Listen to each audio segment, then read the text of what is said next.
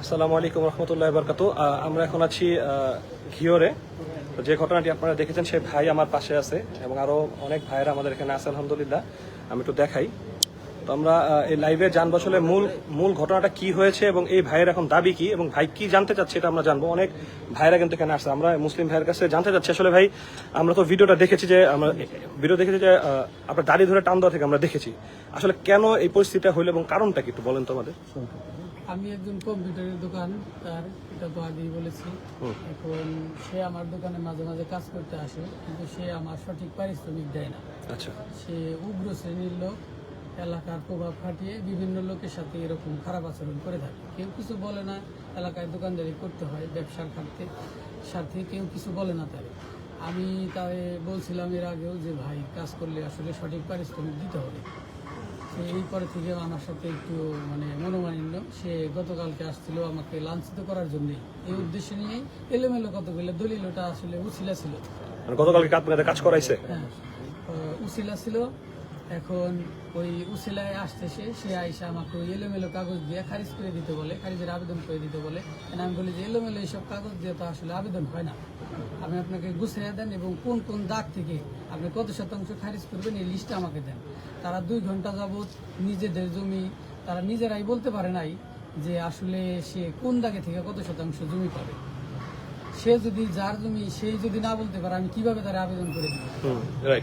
আমি আবেদন করে দিতে ব্যর্থ হয়েছি।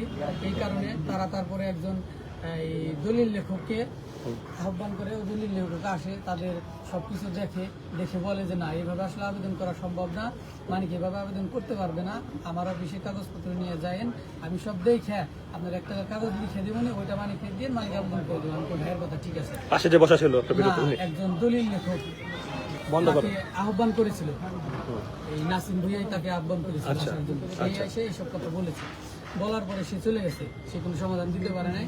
তারপরে সে আমাকে চাপ প্রয়োগ করে যে এটা আমাকে করেই দিতে হবে। আমি কই ভাই, এটা তো আসলে সম্ভব না কোনোভাবে। তারপরে রাত 9টা বেজে গেছে, আমার বাড়িতে 2 বাচ্চা আছে, তারা আমার ছাড়া খায়ও না, ঘুমায়ও না। 9টার ভিতরে আমার বাসায় যাইতে হয়, নাহলে বাসায় কান্নাকাটি লেগে যাবে, খাওয়া দাওয়া হবে।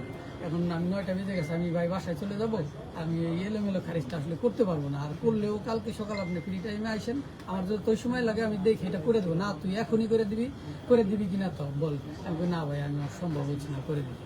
তখন সে আমাকে জোর করে এবং গালাগালি করে, আমাকে হুমকি দেয়। হুমকি দিয়ে সে দোকানে একটু বাইরে চলে যায়। বাইরে চলে যে তারা 3 জন লোক ছিল, 3 জনে আলাপ আলোচনা করে আবার ভিতরে ঢুকেই নাসিম আমার এখানে ধরে আমরা ভিডিওতে দেখতে পাইছি, নাসিম আমার এখানে ধরে গালাগালি দেয় যে তোকে আমি মেরে ফেলবো, কেটে ফেলবো। ভিডিওতে আমরা দেখেছি, ভিডিওতে আছে, মেরে ফেলবো, কেটে ফেলবো তোরে দোকানে। এরপর লাস্টে যে একটা ব্যক্তি চশমা পরা, ওটা আপনাকে কি শাসাইলো? এটা লাস্টে যে একটা চশমা পরা ব্যক্তি আমাকে বলে যে এলাকায় দোকান করলে আমাদের নাম কি ওনার নাম হলো ফরিদ, উনি গ্যাসের ব্যবসা করে। উনিও আমাকে শাসাইছে। উনি বলছে যে এলাকায় দোকান করলে আমাদের ছাড় দিতে হবে, তুমি তো আমাদের কোনো প্রায়োরিটি দিচ্ছ না। তারা চায় যে তাদের কাজ করে আমি টাকা না নিই। বিভিন্ন সময় এরকম ভাব দেখাইছে বা এরকম আচরণ করছে, এরকম চাপ প্রয়োগ করছে। এখন আপনি যে একটা ঘটনাটা ঘটলো, এখন আপনার দাবি কি যে পুরো বাংলাদেশ আপনার এই ঘটনায় সে দাড়িতে হাত দিয়েছে, পুরো বাংলাদেশ আপনার পিছনে, কিন্তু পুরো বাংলাদেশ। আমরা ঢাকা থেকে আসছে, অনেক ভাই এখানে আসছে, অনেক ভাই আমি তো দেখাই, অনেক ভাই, পুরো বাংলাদেশ থেকে মানুষ আসছে। তো এখন আপনার দাবি কি, আপনি কি চাচ্ছেন বলেন? আমার দাবি এটা এখন আমার ব্যক্তিগত সমস্যা না, এটা জাতীয় সমস্যা, আইনগতভাবে ধর্মীয় সমস্যা, আইনগতভাবে ইসলামী শরিয়াত মতে তার যা বিচার হয় আমি সেই বিচার প্রার্থনা করছি। গুরুত্বপূর্ণ একটা বিষয় ওলামায়ে কেরামগণ তিনি আমার কাছে আসছেন, আমার দাদের কাছে আমার দাবি, আমি তার বিচার প্রার্থনা করছি আইনগত এবং শরিয়াত সম্মত। মানিকগঞ্জের মধ্যে যে কাহিনীটা ঘটছে বিশ্বের ভিতরে, যে আসলে মূল বিষয়টা হচ্ছে যে তাকে অন্য জায়গায় মারতো, আমরা এতটাও আমরা কেউ আসতাম না, আমরা এরকম উজ্জীবিত হতাম। যেহেতু নবীর সুন্নত দাড়ি, সে যতই ভালো মানুষ হোক, একজন ভালো মানুষ তো কখনো দাড়ির মধ্যে আক্রমণ করতে পারে।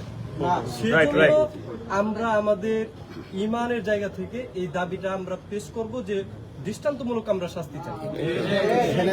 উলামা ইকরাম আছে, উলামা ইকরাম গুরুত্বপূর্ণ একটা বিষয় হচ্ছে বিষয়টা যখন নাকি আমরা সবাই দেখলাম, ওনার যদি এমন হয়তো কোনো বিষয়কে কেন্দ্র করে অন্য কোনো বিষয় হইতো তাহলে সেটা ওনার ব্যক্তিগত বিষয় থাকতো। যেহেতু বিষয়টা রাসূল সাল্লাল্লাহু আলাইহি ওয়াসাল্লামের সুন্নাহর উপর, তো এই বিষয়টা এদেশের ওনার একক না, বা মানিকগঞ্জবাসীর একাও না, বা স্থানীয় মানুষেরও না, এটা এদেশের 18 কোটি মানুষের একই সাথে সারা পৃথিবীর 200 কোটি মুসলমানের বিষয়টা। আমরা চাই যে বাকি জাতীয় দাড়িতে হেনস্থা করার ঘটনা কোনো বিচার আমরা দেখতে পাই না। এই দাড়িতে আঘাত করা হবে, টানা হবে, হেঁচড়ানো হবে, অপমান করা হবে। আমরা বাংলার ইতিহাসে আর কোনোদিন এই জাতীয় ঘটনা ঘটক আর আমরা হতে দেব না ইনশাআল্লাহ। এই ঘটনার আজকের মধ্যে দ্রুত নিষ্পত্তি করতে হবে, সমাধান করতে হবে, দৃষ্টান্তমূলক শাস্তি দিতে হবে। প্রয়োজনে যে নাসিম ভুঁইয়া রাসূল সাল্লাল্লাহু আলাইহি ওয়াসাল্লামের সুন্নাহ দাড়িতে ধরে টেনেছে, হেঁচড়েছে, আক্রমণ করেছে, এই নাসিম ভুঁইয়াকে প্রয়োজনে ফাঁসির কাস্টে ঝুলানো হবে। এই বাংলার জমিনে আজকের পর থেকে আর কোন নাসিম ভুঁইয়ারা, আর কোন নাস্তিকেরা, আর কোন ইসলাম বিদ্বেষীরা এই দাড়িতে আঘাত করবে, আমরা আজকে এর সুরাহা করতে চাই। আর কোনদিন এই জাতীয় ঘটনা ঘটতে দেব না। একই সাথে বাংলাদেশের জনগণ, সরকার, প্রশাসন সকলকে বলবো, এই বিষয়টাকে কেন্দ্র করে সারা বাংলাদেশের 18 কোটি মানুষ এর সমাধান করতে হবে। আমরা নতুন করে এই ঘটনা আর ঘটক এটা আমরা চাই না। সেজন্য আমরা বলেছি আজকে সারা বাংলাদেশে রাত 8টা বাজে প্রত্যেক জেলায় জেলায় বিক্ষোভ সমাবেশ হবে। আরেকটা কথা বলতে চাই, এখানে কোন ব্যক্তি, কোন প্রভাবশালী মহল যদি মনে করে মানিক ভাই একা, তাকে ধরে হাতে পায়ে বুঝিয়ে অথবা ঘরের ভিতরে নিয়ে দরজা বন্ধ করে তার পিঠে হাত বুলিয়ে বিষয়টাকে কোন রকম ন্যূনতম দামাচাপা দেওয়ার চেষ্টা করে, আমরা তাদের উদ্দেশ্যে বলতে চাই, তোমরা যারা এই দালালি করতে আসবা, তোমাদেরকে সারা বাংলাদেশের মানুষ বয়কট করবে। এমনকি যদি এই নাসিম ভুঁইয়াকে বিচারের আওতায় না এনে কোন না কোন মহল তাকে দেশ থেকে সহযোগিতা করে, তাকে আশ্রয় দেয়, আমরা এই বিষয়টাকে নিয়ে রাস্তায় নেমেছি। যতক্ষণ পর্যন্ত এই নাসিম ভুঁইয়ার বিচার না হবে, ততক্ষণ পর্যন্ত আমরা ঘরে ফিরে যাব না। শুধু তাই না, নাসিম ভুঁইয়াকে যদি কেউ পালাইতে সাহায্য করে, দেশ থেকে সাহায্য করে, তার বিরুদ্ধে আমরা আইনানুগ ব্যবস্থা নেব ইনশাআল্লাহ। আরেকটা কথা, আমি আমার কিছু লোকজনের মুখে শুনেছি যে এখন যাই বিচার হোক, এখন তার যাই বিচার হোক, পরবর্তীতে যখন বিচারটা শেষ হবে, সবকিছু ঠান্ডা হবে, পরবর্তীতে এটার অ্যাকশন আমার উপরে আসবে। অসম্ভব। আমি এখানে দোকান করতে পারবো না। ভাইয়ের বিষয়ে আমি বলতে চাই, আমি যদি দোকান করতে চাই এখানে, তাহলে আমি যেন এখন মীমাংসা করি, এরকম কিছু কথাও আমার কানে আসছে। আমি বলতে চাই, যারা হুমকি দিচ্ছেন বা আশেপাশে যারা আছেন, ভাই আমরা ঢাকা থেকে এখানে আসছি, আমরা ভাইসা আসি নাই ভাই, আমাদের মুসলিম ভাই, এটা আমার ভাই। কিভাবে বললাম? রাসূল বলেছে আমার ভাই। গায়ে হাত দেওয়া মানে সে আমার গায়ে হাত দেওয়া হবে, আমার আলামিনের গায়ে হাত দেওয়া হবে, এই ভাইয়ের গায়ে হাত দেওয়া হবে, এই ভাইয়ের গায়ে হাত দেওয়া হবে, এই ভাইয়ের গায়ে হাত দেওয়া হবে, মুসলিম জাতির গায়ে হাত দেওয়া হবে, তার গায়ে হাত দেওয়া মানে যে থ্রেট দিচ্ছেন, এক ফ্যাসিস্ট পালাইছে, আপনারা পালাই বাধ্য হবেন ইনশাআল্লাহ। ওই সুযোগই নাই ভাইকে থ্রেট দিয়ে আপনার চাপিয়ে দিবেন। আপনি হাত দিচ্ছেন রাসূলের সুন্নায়, আর কোথাও না। আমার গায়ে হাত দিচ্ছেন আপনি, এই ভাইটাকে হাত দিচ্ছেন আপনি, সবার গায়ে হাত দিচ্ছেন আপনি। এই জন্য আমরা এখানে আসছি। তো ভাইকে যারা থ্রেট দিচ্ছেন তাদেরকে স্পষ্ট করে বলতে চাই, ভাই ব্যবসা না করে আমরা এত মানুষ কি করি? আমরা যদি 1000 টাকা দেবেন সংসার চলে যাবে। প্রয়োজনে যারা শামীম ভাইকে হুমকি দিচ্ছে তাদেরকে আমরা আইনের আওতায় আনবো। আপনি আনেন, তাদেরকে আইনের আওতায় আনবো। প্রকাশ করতে হবে। বিষয় হলো এই দালালদেরকে আমরা চিনতে চাই, দালালদেরকে আমরা চিনতে চাই। ঠিক আছে, দালালদেরকে আমরা চিনতে চাই। এক শামীম ভাইয়ের দাড়িতে হাত দেয় নাই, সে 200 কোটি দাড়িওয়ালাদেরকে অপমান করেছে।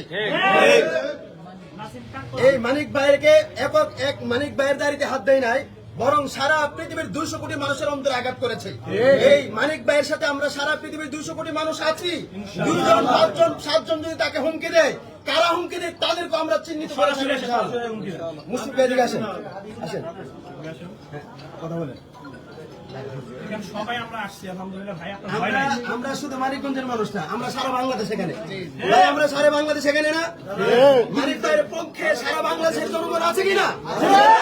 মানিক ভাইয়ের পক্ষে এদেশের 18 কোটি তাওহীদি জনতা আছে কিনা? মানিক ভাইয়ের পক্ষে 200 কোটি মুসলমান আছে কিনা? মানিক ভাইয়ের পক্ষে 1400 বছর আগে থেকে নিয়ে কিয়ামত পর্যন্ত সকল মুসলমান আছে কিনা? প্রয়োজনে এই মানিক ভাইয়ের ইস্যুকে যদি কেউ দামা চাপা দিয়ে তাকে হুমকি দুমকি দিয়ে থামিয়ে দিতে চাই, প্রয়োজনে এটা জাতীয় এবং আন্তর্জাতিক ইস্যুতে রূপান্তরিত হবে। আমরা কোনোভাবে ক্ষান্ত হব না, আমরা কোনোভাবে ছাড় দিব না। ভাই আপনি কি আপোষ করতে চান? না। আপনি কি আপোষ করতে চান? এটা তো এখন আমার ব্যক্তিগত বিষয় না, এটা ইসলামের বিষয়। এটা কোনোভাবেই আপোষযোগ্য না। এটা কোনো অনেক সুশীলরা বলতে চায় যে সে তওবা করলে মাফ করে দেওয়া হবে। ভাই প্রশ্নই আসে না, এটা সকল জাতি ব্যতীত হয়েছে, এটা এমন হবে না। ঠিক আছে ভাই, আল্লাহ তাআলা আমাদেরকে ধৈর্য ধারণ করে তৌফিক দান করুন। স্থানীয় ওলামায়ে কেরাম আছে, তাদের সাথে বিষয়টা পরামর্শ করে আমরা সামনে আগাচ্ছি। তো আমরা শুনতে পেলাম ভাইয়ের বক্তব্য, সবকিছু আমরা শুনলাম, আপনাদের জানালাম এখানে কি ঘটনা ঘটেছিল। তো এখন মূলত ভাই ওই প্রশাসনের কাছে মামলা করেছে এই বিষয়টা নিয়ে, এবং এটা সেনাবাহিনী থেকে প্রশাসন, থানা সবাই বিষয়টা সোচ্চার। এবং আমরা স্পষ্ট বলতেছি এই বিষয়ে আমরা শক্ত অবস্থানে থাকবো, আপনারা আমাদের পাশে থাকবেন ইনশাল্লাহ। এবং এই ভাই মাজলুম, এই ভাই মনে করছে ভাই মাজলুম, এই ভাই তাকে মারলে কে কি বলবে। ভাই আমাদের জন্য সবাই দোয়া করবেন। আসসালামু আলাইকুম।